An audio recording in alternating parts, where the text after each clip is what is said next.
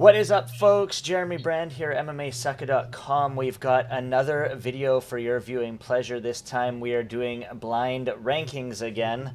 I've got a new guest on the show to do the blind rankings. I got Chris DeSantiago, who did the first one, and I've got Zac Coffman, who writes for MMASucka and has a show of his own. So we'll get into that. But before we do, make sure you click that like and subscribe button for all of your viewing pleasure at MMASucka. Without further ado, here are my panel guests, Chris and Zac. Thank you guys for joining me. Of course, yeah. Thanks for having us. Yeah, thank you.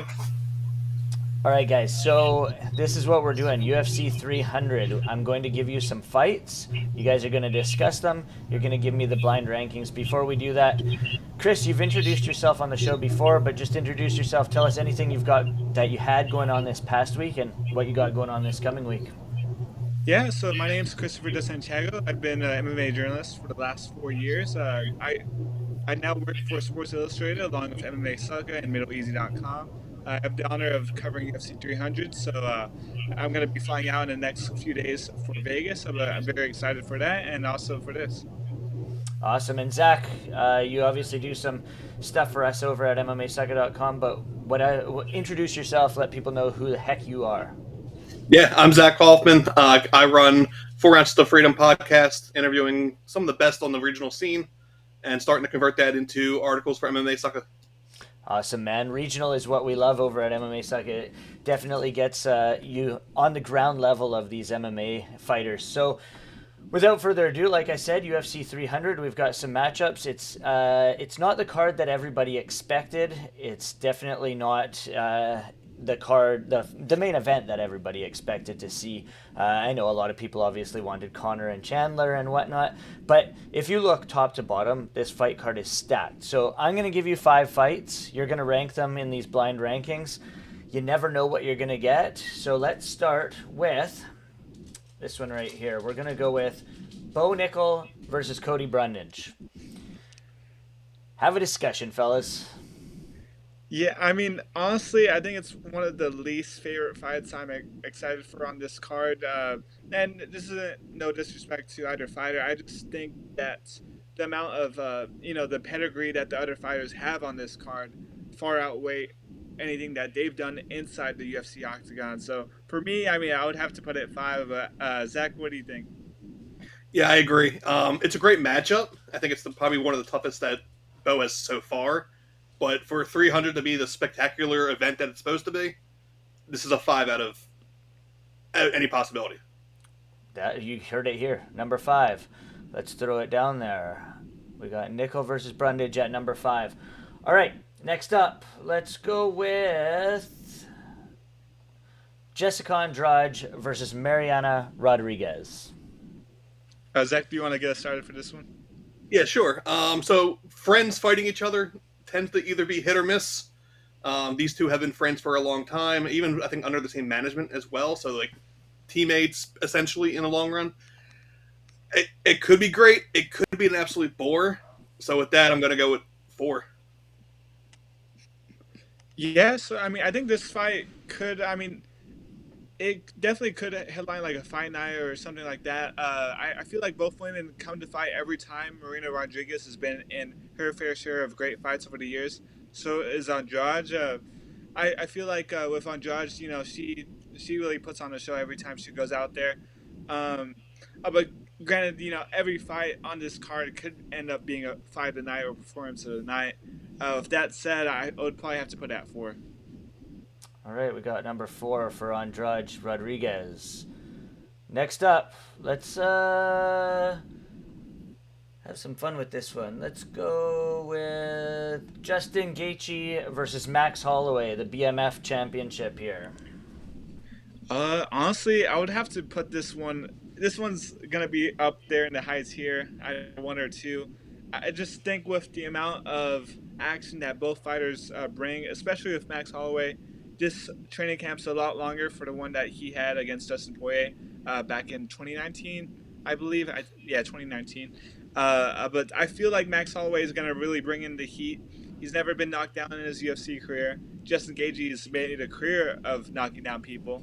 So I think it's going to be a really good barn burner. I'm gonna probably put it at number one because I think this fight kind of decides who's the most violent in the UFC currently. And I was hoping we were going to disagree on a number on this one, but I hated this fight. I actually hated this fight when it was first announced. I thought it was terrible for Max Holloway, great for Justin, but no benefit. But as time progressed, and we saw what the 300 card came out to be. This to me is the best fight on the card, and I have to agree with it in the number one spot. Alrighty, let's move that up. Number one for Gaethje versus Holloway. We'll lock that in. All right, the next fight we got here, we've got, let's go with Bobby Green versus Jim Miller. I think I would probably have to put that one at number three. I think it's a really good fight, but I think in terms of excitement and name value, I think it's probably up there in like maybe the middle tier. I would probably have to put it at three. Both veterans of the game. Both have it's not their first rodeo. Jim Miller, UFC 100, 200, now 300, maybe 400, but we'll see if he can get here. But yeah, I'd probably have to put it at number three.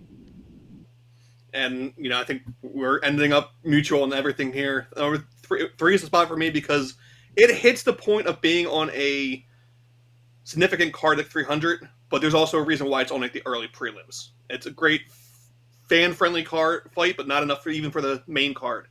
It's gonna be a banger. Both sides don't stop until the ref's yanking the other off. But yeah, three compared to the rest of them. All right, let's move that one up to number three. And the final one, we know where it's going, but let's see if you guys think it should be there. We've got Holly Holm versus Kayla Harrison. Zach, do you want to take this one? Sure, I'll start with this one. I actually just was talking about this fight with other people today. I think this is the perfect introduction to the UFC for Kayla Harrison. I think the only other name that may have made sense was like Miesha Tate, but I think when you compare the two, Holly makes the most sense out of those. Anything above Holly on the rankings is too high. There's a lot of mystique to it. Holly has upset other, let's call them hype trains at one point, Ronda Rousey. So there is potential for her to get a head kick here. But Kayla's elbows are impressive when she's allowed to use them, hence the Courtney King fight. So I'm happy with this being the number two spot. This is like the number two fight on the card, I think, for me. Mm-hmm. Yeah, this is a very exciting matchup.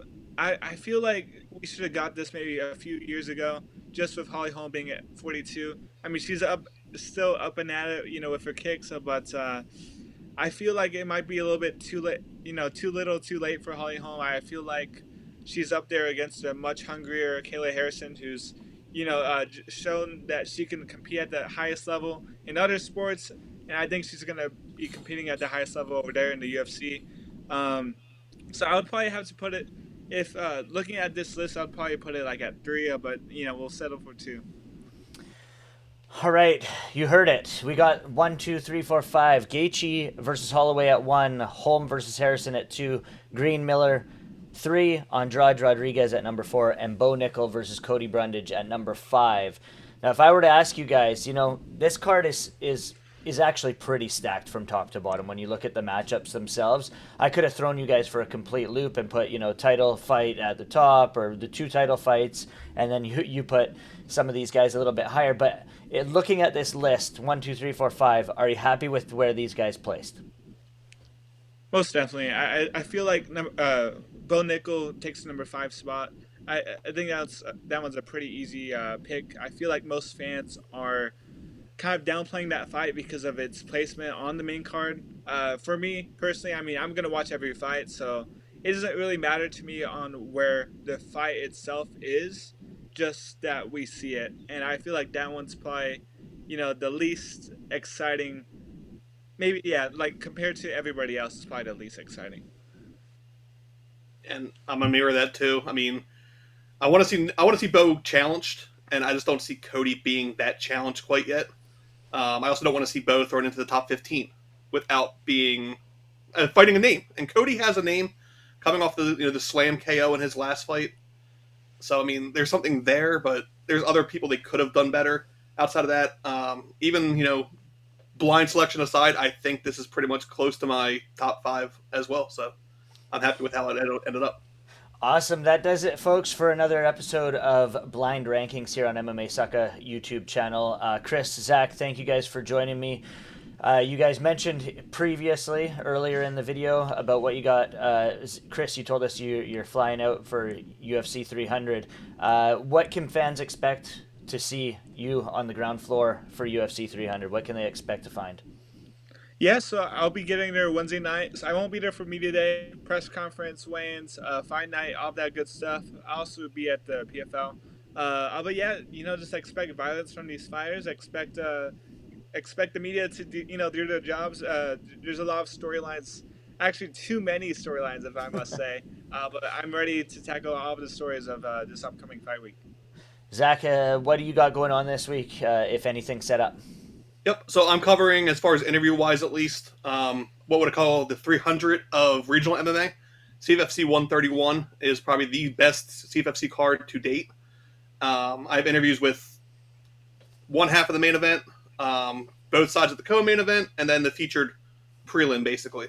Hoping to turn at least 2 of those into an article, but we'll see how the interviews actually come out once they're edited, because some of them were rough.